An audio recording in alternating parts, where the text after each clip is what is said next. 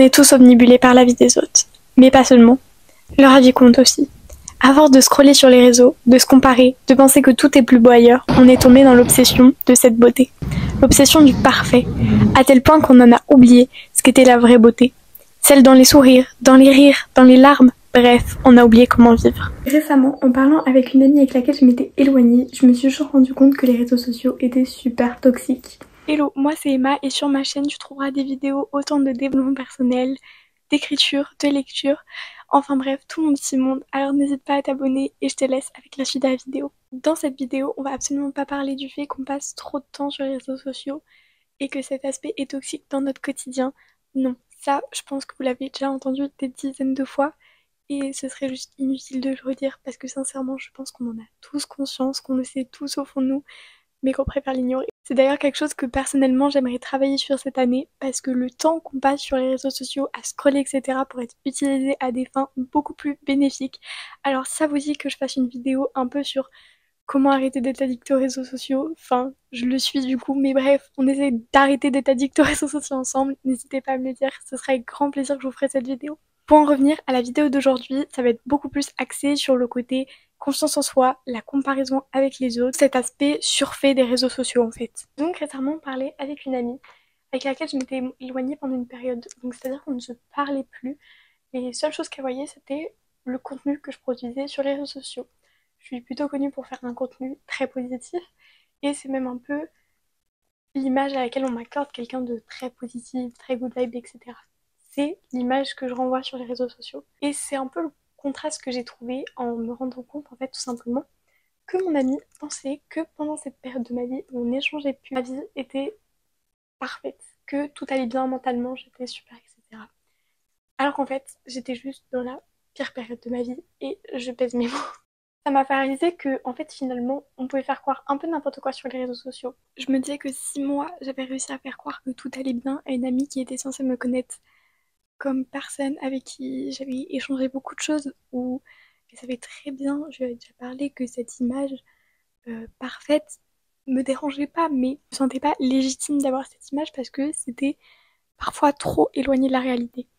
Et le fait qu'elle y ait cru, elle aussi, bah ça m'a fait remettre beaucoup de choses en question. Avant, j'étais exactement le genre de personne qui scrollait pendant des heures avec un feed rempli de filles juste trop belles à qui je voulais ressembler, à qui je voulais être, à qui je voulais me tuer à faire du sport ou à manger d'une certaine façon pour être les mêmes en fait. Alors qu'en fait, ça m'a permis de me rendre compte que tout ce temps, j'avais couru derrière une idée qui n'existait pas. Et je pense que la pire trend qui existe à propos de ça, c'est la trend That Girl. Et cette trend est tellement toxique quand on y pense. Ces filles qui se lèvent super tôt, qui font du sport, qui mangent quasiment que rien, ou alors que des trucs beaux.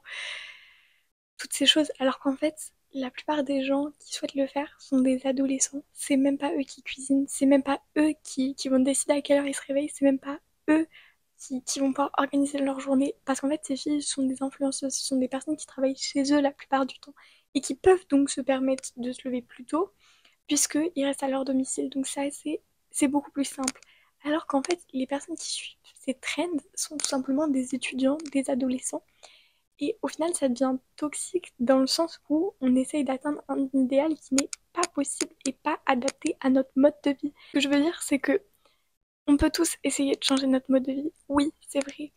Mais on ne pourra jamais avoir ce mode de vie avec que des choses belles, que des choses à prendre en photo, que des choses parfaites.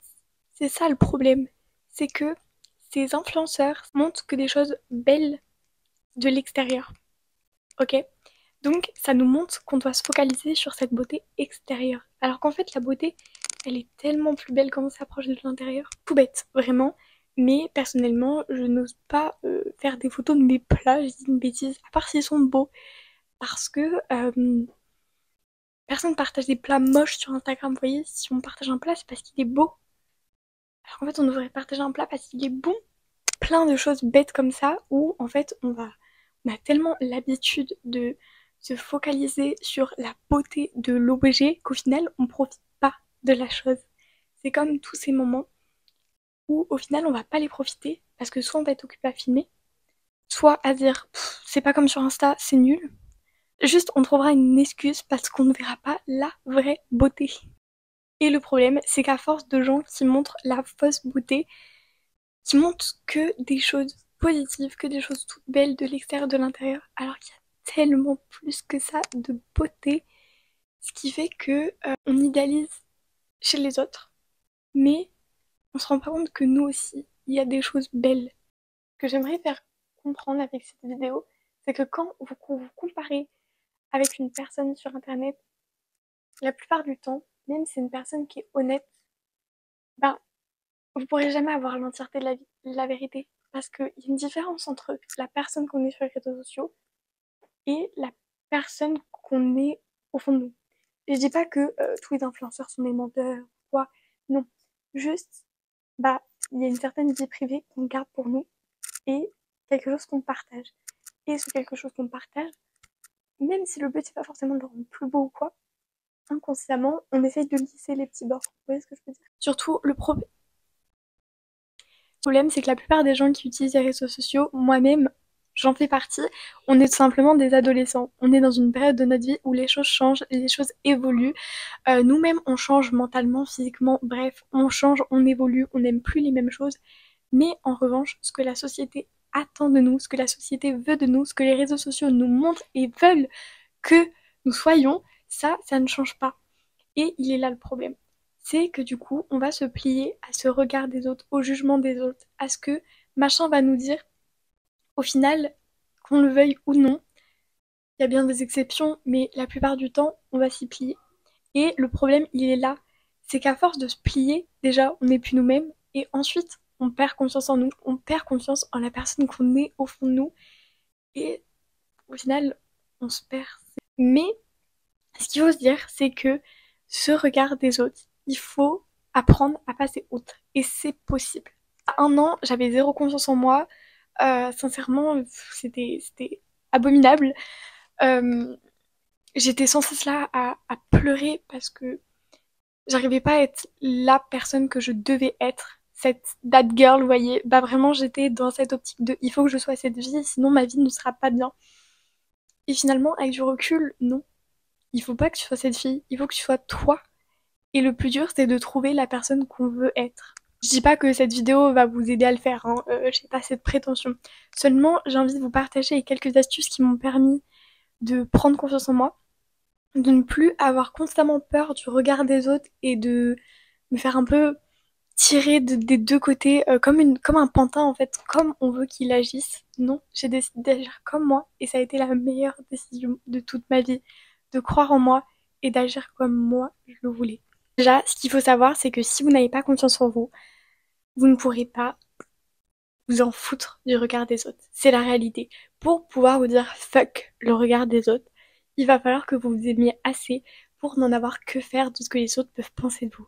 Il va falloir que vous aimiez assez pour ne plus en avoir rien à faire de la validation des autres, puisque vous n'avez pas besoin de la validation de quelqu'un d'autre, vous avez déjà votre propre validation et c'est la plus importante à vos yeux.